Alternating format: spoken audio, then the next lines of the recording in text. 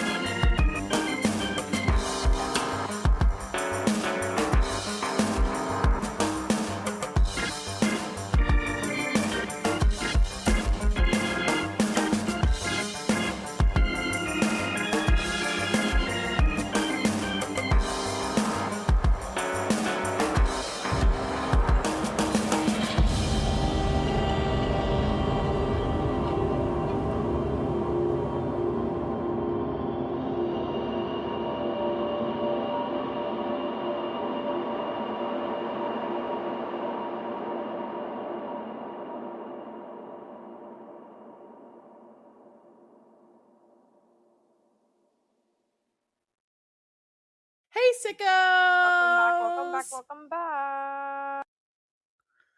Welcome back to the shit show.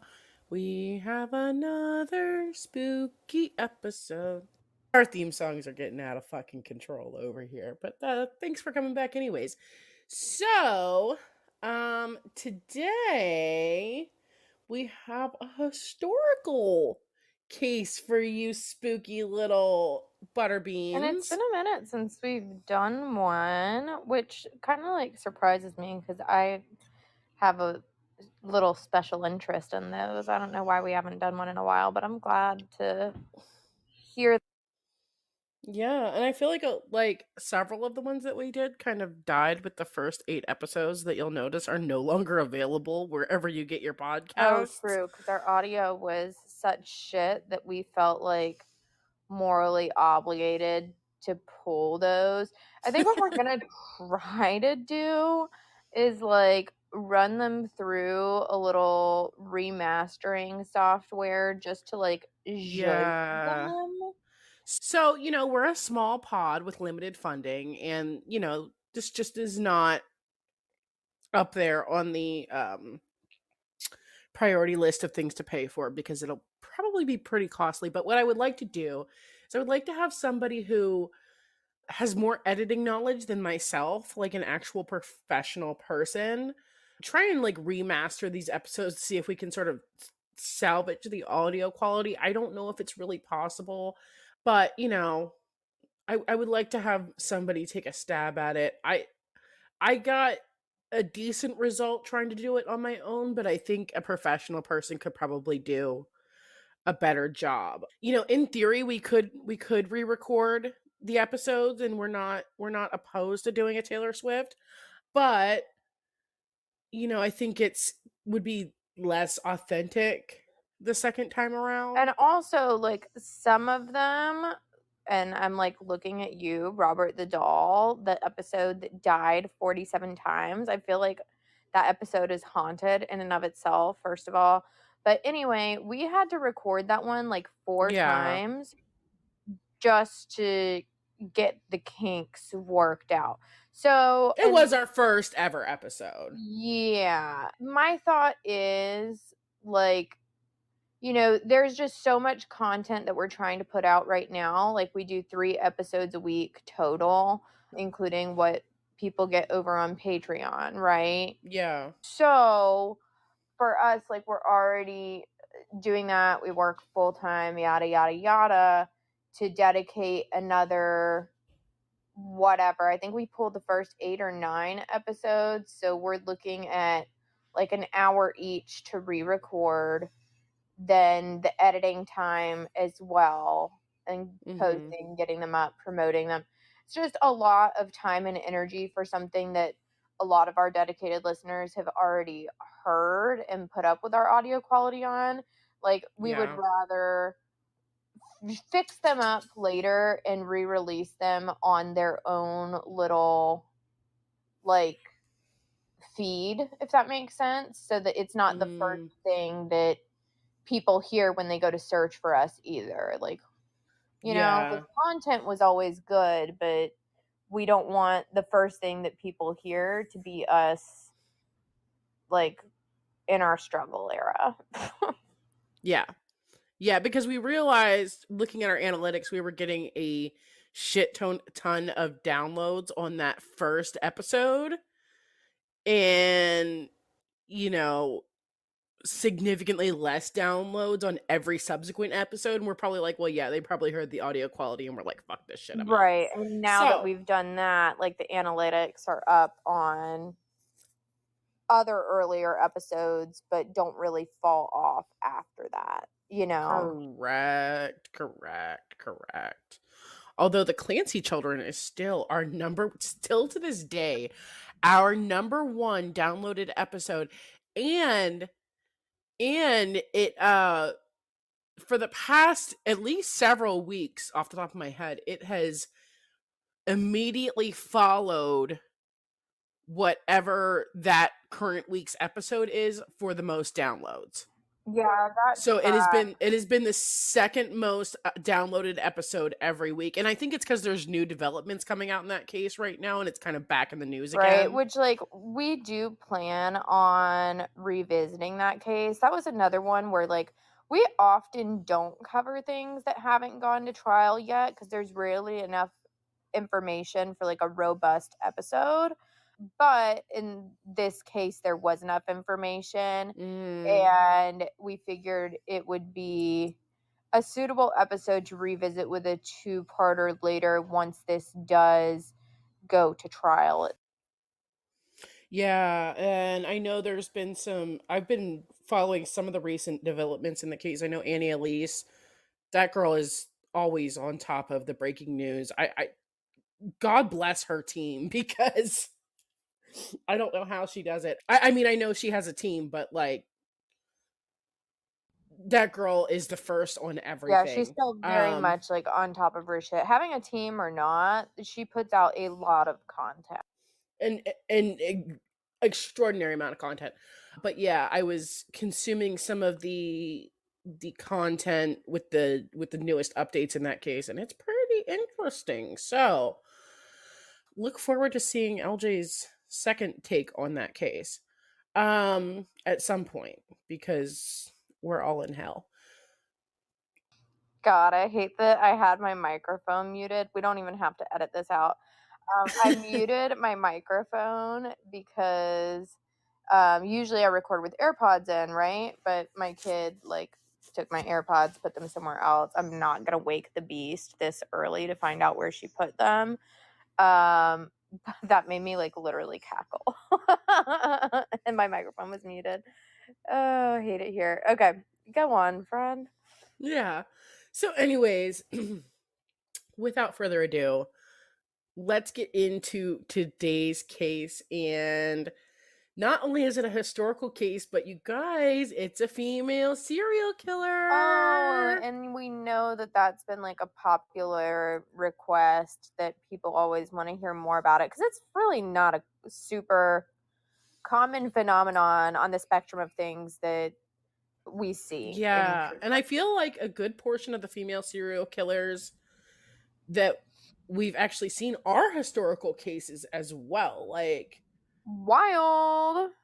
crazy. Yeah, there was Amelia Dyer, which was a fucked up Right. one. And then there was Nanny Doss that you covered. Oh, yeah, Nanny Doss was really fucking creepy. The granny from Um, Hell.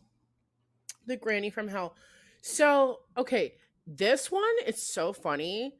Is kind of giving like Amelia Dyer and Nanny Doss hybrid Oh, they vibes. had a baby. Their Um, sick love child. l- literally.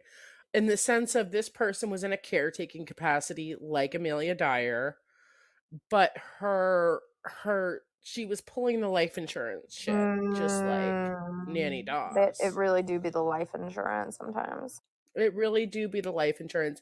I will say at least there are no kids that are victims in this case. They're all adult human And people. we do love to hear that. Um Not that we love adult human people being murdered, but children is like always especially troubling. yeah. Yeah. So, Amy was born Amy Dugan, and you guys, she was born on October 31st, She was 1873. a spooky girl from birth. Spooky girl from birth is right. She was born on Halloween. Her parents were James Dugan and Mary Kennedy, and she was born in Milton, Connecticut. She was the eighth of 10 children, and we don't know a whole lot about her upbringing in her early years, although it is possible that maybe there was some history of mental illness in the family, as we know that her brother was committed to an asylum in 1890, and her sister was allegedly paralyzed from the waist down after having jumped off the roof of the family Yeah, home. sounds like there was some family noodle problems going on. Yeah, it sounds like there was some drama llama going on in the family, which I think is relevant to, the fact that she became a serial killer. In 1897, Amy married James Archer, and they had a daughter together that same year who they named Mary. Now, in 1901, Amy and James were hired as caretakers for an elderly man named John Seymour. And as a part of this caretaking role, they moved into Mr. Seymour's home in Newington, Connecticut. When Mr. Seymour passed away in 1904, his family decided that they would turn the residence into a nursing home. And they and the Archers sort of came to an agreement that Amy and James would continue living there and provide care to the residents for a fee, and then they would pay a portion of that to the family as rent. For the next several years, the Archers ran the home under the name Sister Amy's Nursing Home for the Elderly. And this all went fine and well until about 1907, when Mr. Seymour's family decided that they wanted to sell the property. Now, running this home for 3 years must have proven to be a profitable venture to Amy and James, at least to some degree, because this prompted them to move to Windsor, Connecticut, where they used all of their savings to purchase a property and convert it into a nursing home of their very own, which they called the Archer Home for the Elderly and Infirm. Creative Um, name. Creative name. Remember, guys, this is the early 1900s, so They were just like, this is exactly what it is. We should label it that way. pretty much. There was no Morgan and Morgan for the people.com. Nothing. Now, the first sort of red flag or sign of trouble at the home came in 1909, when the family of a resident sued the Archers for $5,000, which I know LJ's gonna ask. In the She I knows knew I it. love the converted version. Which But would what be is it in currency today, Toe? okay. Well, I'm going to tell you what it is in currency today, LJ. It would be equivalent to around $170,000 in today's money. So not a small amount. Not a small amount. So, and they initiated this lawsuit alleging that their relative had been kept in unsanitary conditions. Now, unfortunately, we don't know the outcome of that lawsuit. It just, it was the first kind of like, woohoo, red flag. Now, the very next year in 1910, James Archer unfortunately passed away. The circumstances surrounding his death at the time didn't seem suspicious, but in hindsight, there are a few factors to call into question. That's suspicious. That's weird. That's weird. Like the fact that Amy had taken a life insurance policy out on her husband just a few weeks prior to his She death. said weeks. That's never good. Weeks is never good. We don't take. When are you people gonna fucking? I mean, I know this was the early 1900s, so she was probably like one of the first to do this scam. But when are you people gonna learn to not fucking take a life insurance policy out on somebody literally weeks before you off them? Literally, early 1900s, she was probably like, they won't ever think to check the paper. Jesus. Such a great old lady Thank you. voice. Thank you. I've been practicing. Okay. Now, his official cause of death at that time was listed. You guys, the causes of death in this story are so asinine. And again, I know it was the early 1900s, but like, come on. His official cause of death at the time was listed as Bright's disease, which is basically like an old fashioned term for nephritis, which is inflammation of the kidneys. And that can have any number of causes per Dr. Google. They would Um, literally be like, oh, that woman, she was suffering from the delirium. It was the delirium that got her. Like, what? It's like cause of death, delirium, for fact. For fact. literally. Now, after Mr. Archer's passing, Amy continued to run the Archer home using the life insurance money. And another 3 years went by before she met the man that was to be her second husband, Mr. Michael Gilligan. Now, Mr. Gilligan was a wealthy widower who was not only interested in Amy romantically, but also interested in investing in the Archer home. Sadly, Mr. Gilligan passed away just a few short months into their marriage on February 20th, 1914. And although he did have four adult sons, his entire estate was left to his new bride, as at some point during the 5 whole minutes that they were married, Mr. Gilligan had apparently had a new will drawn up, Super leaving. suspect. I mean, not that suspect to draft up a will like after you get married. Like that's actually pretty common. However, the whole like dying thing, that'll do it. Yeah, like 3 months after you drafted the will. And of course, this will left everything to his wife. And Amy, once again, continued on running the Archer house just as she had done before. Mr. Gilligan's cause of death was listed as an acute bilious attack, which, again, per Dr. Google, we're not medical professionals. It's basically severe indigestion. Not the indigestion. There have been times in this pregnancy where I thought that I was gonna die of the what do you call it? The acute bilious attack. Yeah. I thought it was coming for me. Thank God for Tom's. Jesus Christ.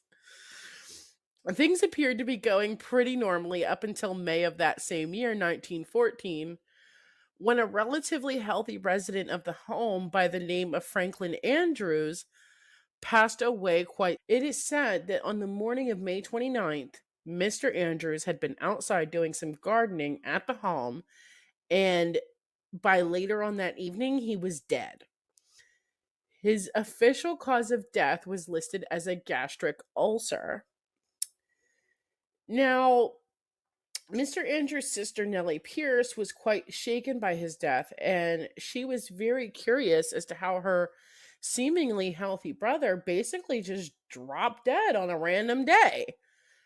Nellie was also, basically the next of kin. She was the person that was tasked with retrieving Mr. Andrews' belongings from the home, and it is said that among his things, Nellie found letters from Amy requesting money from her brother. Now, there's some conflicted reporting here. Some sources state that it was one singular letter requesting a loan of $1,000, whereas other sources state that there were multiple letters showing that Amy had requested money from Mr. Andrews on several occasions. And it's kind of hard to say sometimes with these historical cases, but we do know that at some point or another Amy asked Franklin Andrews for money, which in and of itself is a red flag. God, would hate for people to see my text exchanges with John lately.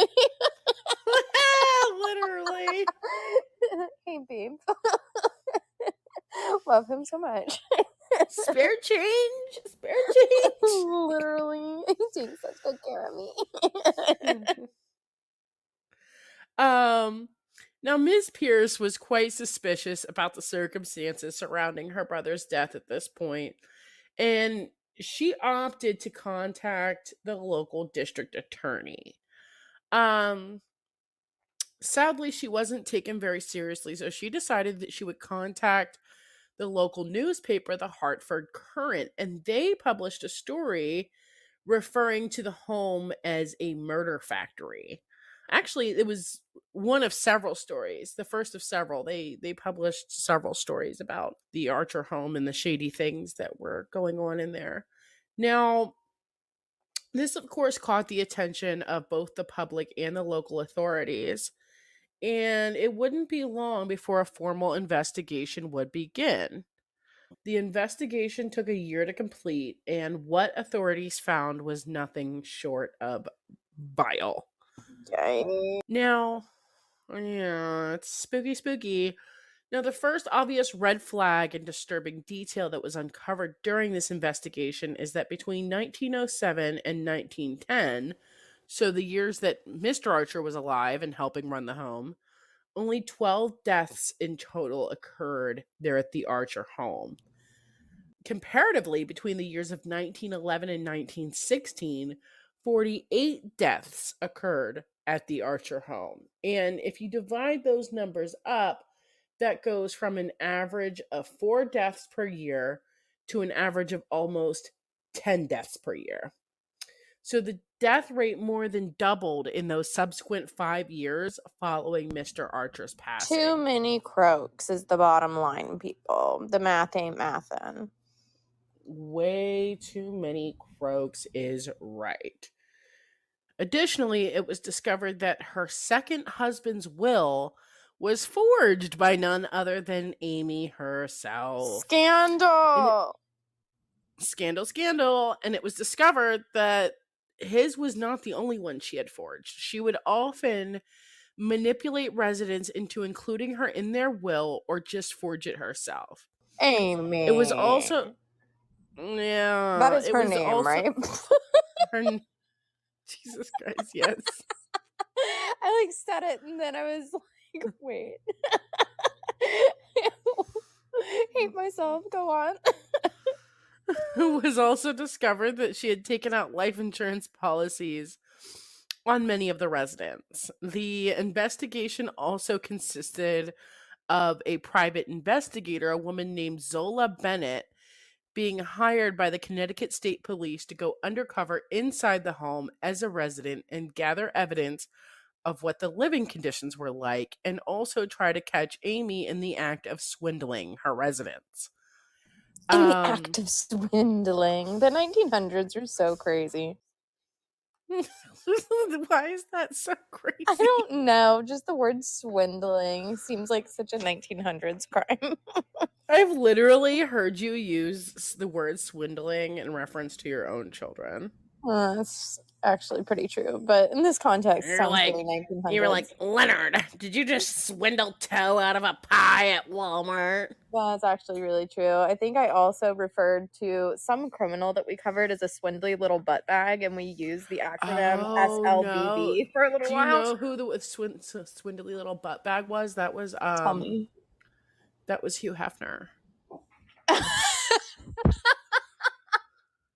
Why is that so disproportionately funny? It wasn't even like some serial killer. It was Hugh Hefner. Yeah, no, Hugh Hefner was I'm pretty confident was the origin of the swindly little butt bag. If you On remember, it back. I mean, he was a swindly little butt bag. So, Tracks. Yeah. Okay, yeah. So she tried to catch her swindling the residents. Now, it was also discovered that Amy had several tactics that she would use to cover up her crimes. Firstly, she would be sure to have the bodies removed from the premises as soon as possible so as to, quote, not upset the other residents.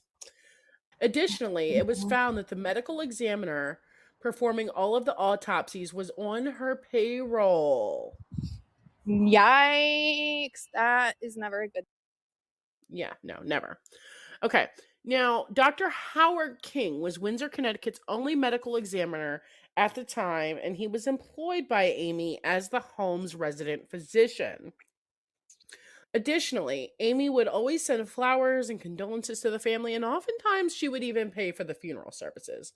So she really would go out of her way to give these families the impression that she cared for their loved ones, when in reality, she was merely sacrificing a small portion of her murder profits to save face. Right. Now, in addition to all of this other bullshit, okay, authorities exhumed the bodies of both of Amy's husbands, as well as Mr. Andrews and two others, okay? They were able to determine that all five had died from poisoning by either arsenic or strychnine. Well, that's not a Local very good shop. realization. No, it's not a very good realization, Dr. Howard King, with the gastric ulcer and the indigestion. Sounds suspicious. Literally. Local shop owners were able to verify that Amy had purchased large quantities of arsenic, which she claimed was to kill rats and other pests in the Archer She home. just has so many rats. They're like 200 pounds each. Literally. So many rats. Additionally, she would often send residents to purchase poison for her, likely so as to not raise suspicion about the amount she was purchasing. Ultimately, though, where Amy really fucked up is that she, like many serial killers, got way too comfortable and she started targeting younger and healthier people. And that's what really led to the suspicions that prompted the investigation that really nailed her. Now, eventually, Amy Archer Gilligan was arrested on 5 counts of murder. Her lawyer did manage to have this reduced to 1 count, and that was for the murder of Mr. Andrews. However, upon being found guilty of murder on June 18th, 1917, she was still sentenced to death. She did appeal this decision and was granted a retrial in 1919, this time pleading not guilty by reason of insanity. She was once again found guilty of murder, but this time sentenced to life in prison instead of death. In 1924, Amy was declared temporarily insane and subsequently transferred to Connecticut Hospital for the Insane, where she remained until her death in 1962. It should be noted that although she was only charged with 5 murders, we do believe that, you know, she was responsible for possibly maybe more than 60 deaths in total. So, yeah, there was a lot going on there at the Archer home. Um, but that's all I have for today's story. Hope you guys enjoyed that one. Always a good time. It was a good time. Thank you for joining us. And yeah, coming up we have calendar. Where is our calendar? Coming up for you guys. We have, okay. Coming up for you guys next week for patrons, we have an off topic Tuesday. And next week's episode will be about a crime. That's the best I got for you. Probably the honeybee killer. Probably. Probably. But there will be crime involved. There will be spook involved. There will be an episode of some form. We have most of our podcast career we have been recorded ahead of time, and that's just simply not the case right now with everything that's been going on. So Right. you know, you guys who've been listening know it's just been a lot lately. There's been a But we're lot. doing the thing. We're doing the thing. So, yeah, there's going to be an episode. It's a super special surprise, and we hope you'll tune in for it. And we'll catch you guys there. Why did All I right. hesitate so hard? That was so weird. Bye, I guys. know. Bye. Toodaloo. Bye. Lenny, do you want to say bye to the people? She waved. So She waved. you're Okay. welcome.